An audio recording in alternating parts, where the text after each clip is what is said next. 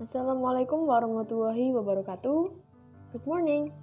In this meeting, we are discuss about total physical response and communicative language teaching. Total physical response or TPR.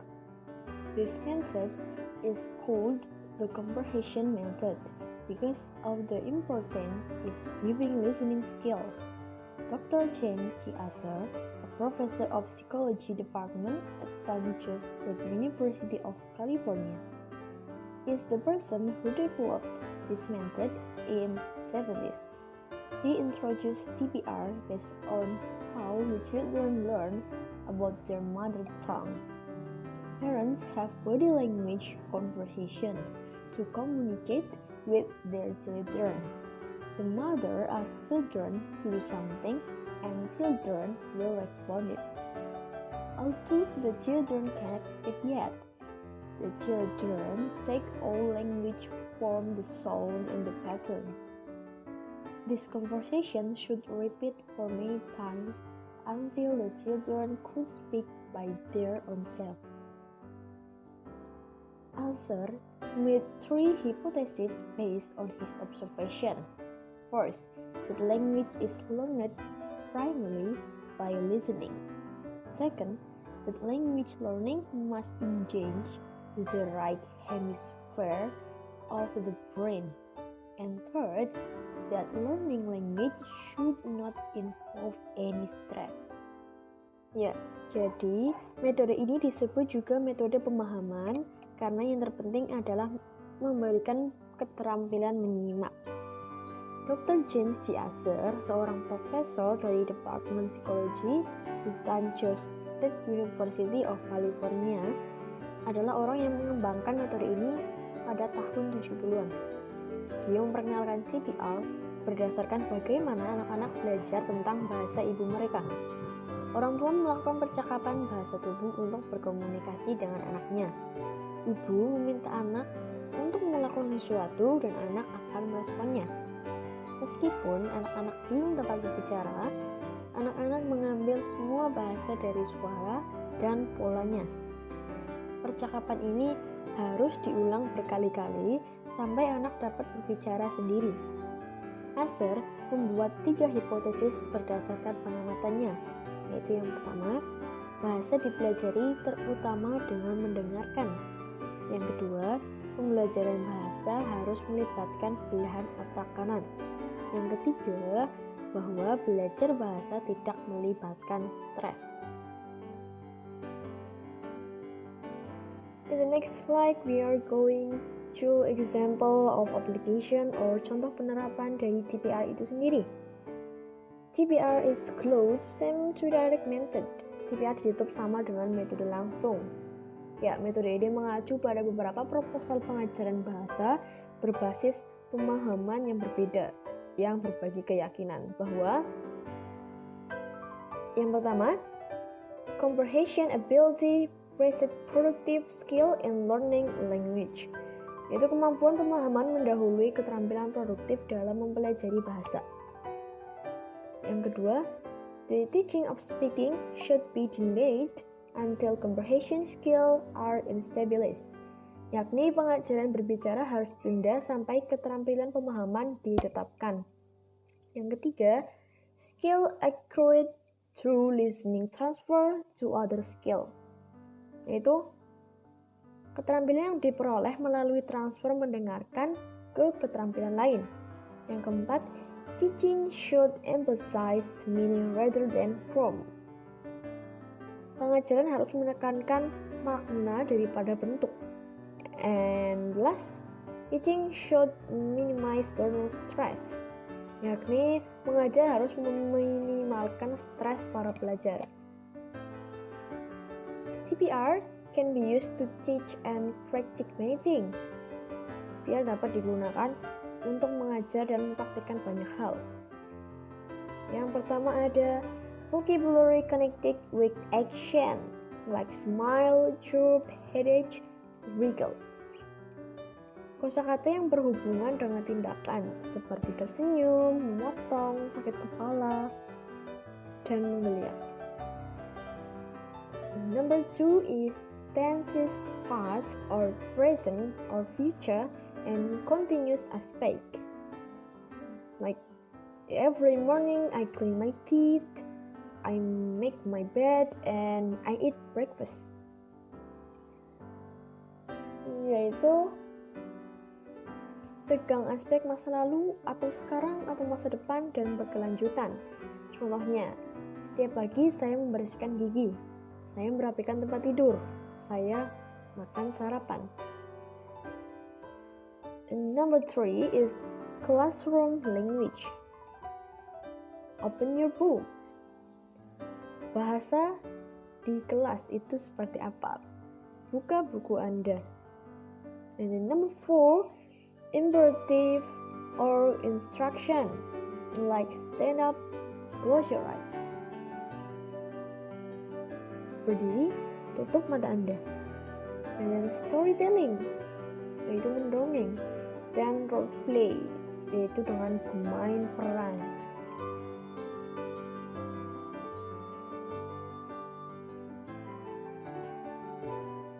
Next, it is an advantage and disadvantage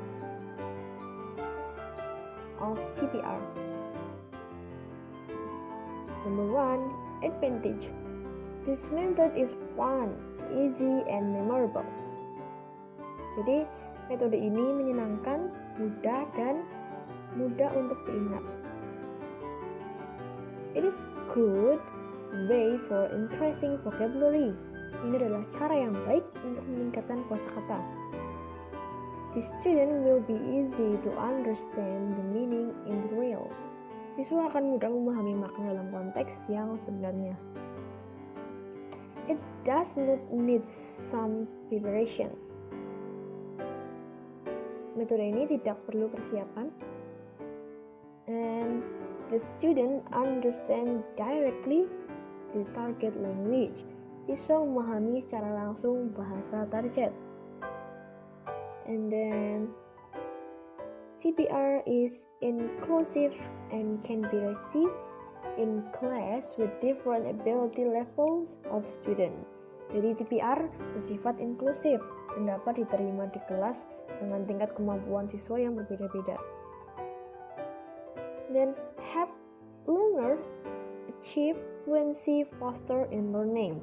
Membantu pelajar mencapai kefasihan lebih cepat dalam belajar. It gives more advantage for wider student. Memberi keuntungan lebih bagi siswa pejuang. And create positive thinking. Dan menciptakan pemikiran yang positif. And then disadvantage of TPR. Student cannot express their own truth creatively. Siswa tidak dapat mengungkapkan pemikiran mereka sendiri secara kreatif. It's like a challenge for shy student. Menyukai tantangan bagi siswa yang pemalu. This is not kind of creative method. Ini bukan jenis metode yang kreatif. The method can be bored if overusing. Metode bisa jadi membosankan jika digunakan secara berlebihan. And special target language may not be suited with this method. Bahasa target khusus mungkin tidak cocok dengan metode ini. This method is limited only for some vocabularies or sentence. Not all the thing can be explained. Cara ini dibatasi hanya untuk beberapa kosakata atau kalimat saja. Tidak semua hal dapat dijelaskan.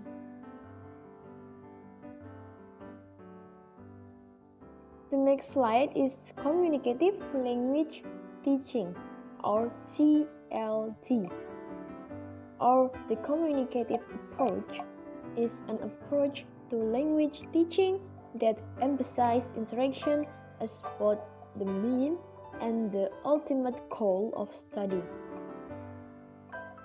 Language learner in environment utilizing CLT technique learn and practice the target language through the interaction with one another and the instructor.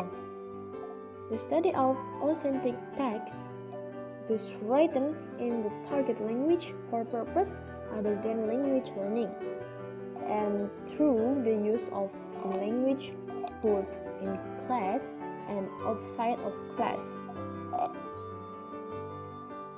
Learner converse about personal experience with the partner, and instructor teach topic outside of the realm of traditional grammar in order to promote language skill in all types of situations.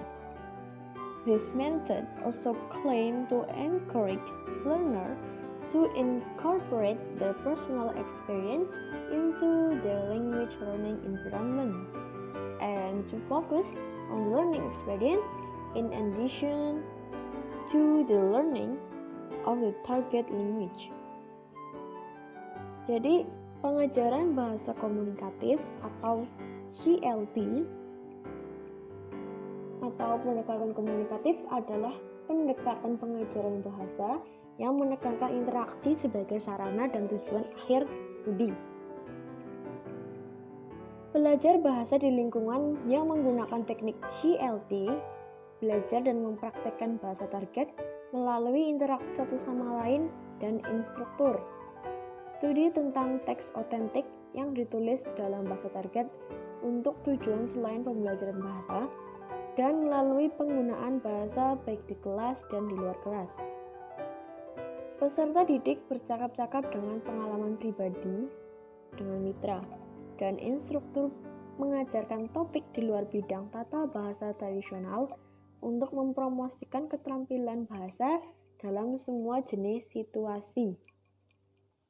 Metode ini juga mengklaim untuk mendorong pelajar agar dapat memasukkan pengalaman pribadi mereka ke dalam lingkungan belajar bahasa mereka, dan untuk fokus pada pengalaman belajar di samping belajar bahasa target.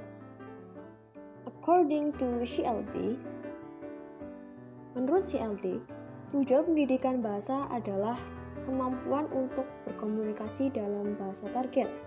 Ini berbeda dengan pandangan sebelumnya, di mana kompetensi gramatikal biasanya diberikan prioritas utama. CLT juga berfokus pada guru sebagai fasilitator, bukan instruktur. Lebih lanjut, pendekatan ini merupakan sistem non-metodis yang tidak menggunakan seri buku teks untuk mengajarkan bahasa target, melainkan bekerja pada pengembangan keterampilan lisan atau verbal yang sehat sebelum membaca dan menulis. The teaching of suffering was initially thought of as a cognitive problem, especially involving rote memorization. It is then considered a socio-cognitive, which means that language can be learned through a process of social interaction. Today, however, the dominant technique in teaching any language is communicative language teaching. Ya, jadi pengajaran pada awalnya dianggap sebagai masalah kognitif, terutama yang melibatkan menghafal. Ia kemudian dianggap sebagai sosio-kognitif, yang berarti bahwa bahasa dapat dipelajari melalui proses interaksi sosial. Hari ini, bagaimanapun teknik dominan dalam mengajar bahasa apapun adalah pengajaran bahasa komunikatif. Itu adalah teori Noam Chomsky di tahun 1960-an yang berfokus pada kompetensi dan kinerja dalam pembelajaran bahasa yang memunculkan pengajaran bahasa komunikatif. Tetapi, dasar konseptual untuk CLT diletakkan pada tahun 1970-an oleh ahli bahasa yaitu Michel Halliday yang mempelajari bagaimana fungsi bahasa diekspresikan melalui tata bahasa, dan Dale Hymes yang memperkenalkan gagasan tentang kompetensi komunikatif yang lebih luas daripada kompetensi linguistik Chomsky yang lebih sempit. Dan kebangkitan CLT ini bangkit pada tahun 1970-an dan awal 1980-an sebagai tanggapan atas kekurangan keberhasilan dengan metode pengajaran bahasa tradisional, dan sebagian lagi karena peningkatan permintaan untuk memberikan pembelajaran bahasa. Next slide, it is an advantage and disadvantage of CLT. Number 1, communicative approach is much more pupil-oriented because it is based on pupils' needs and interests. Jadi pendekatan komunikatif lebih berorientasi pada siswa karena didasarkan pada kebutuhan dan minat siswa. Second, communicative approach seek to personalize and localize language and adapt it to interests of pupils. Meaningful language is always more easily retained by a learner. Yaitu pendekatan komunikatif berupaya mempersonalisasi dan melokalkan bahasa serta menyesuaikan dengan minat siswa. Bahasa yang bermakna selalu lebih mudah dipertahankan oleh pelajar. Third, seeks to use authentic resources, and that is more interesting and motivating for children. Berusaha menggunakan sumber-sumber otentik, dan itu lebih menarik dan memotivasi anak-anak. And then fourth, children acquire grammar rules as a necessity to speak, so is more proficient and efficient. Jadi anak-anak memperoleh aturan tata bahasa sebagai kebutuhan untuk berbicara sehingga lebih cakap dan efisien.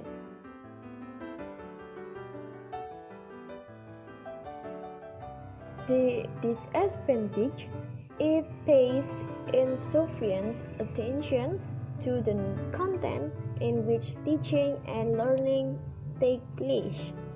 Yaitu ini kurang memperhatikan konteks di mana pengajaran dan pembelajaran berlangsung. Second, the communicative approach often seems to be interpreted as if the teacher understands the student will have good communication, but native speaker of the target language can have great difficulty understanding student. Yakni pendekatan komunikatif tampaknya sering diartikan sebagai jika guru memahami siswa, kami memiliki komunikasi yang baik. Tetapi penutur asli bahasa target dapat mengalami kesulitan besar dalam memahami siswanya. Third is another disadvantage is that the CLT approach focus on fluency but not accuracy. The approach does not focus on error reduction but instead creates a situation where learners are. Yaitu kerugian lainnya dalam pendekatan CLT hanya berfokus pada kefasihan tetapi bukan keakuratan. Pendekatan ini tidak berfokus pada pengurangan kesalahan tetapi menciptakan situasi di mana peserta didik berada.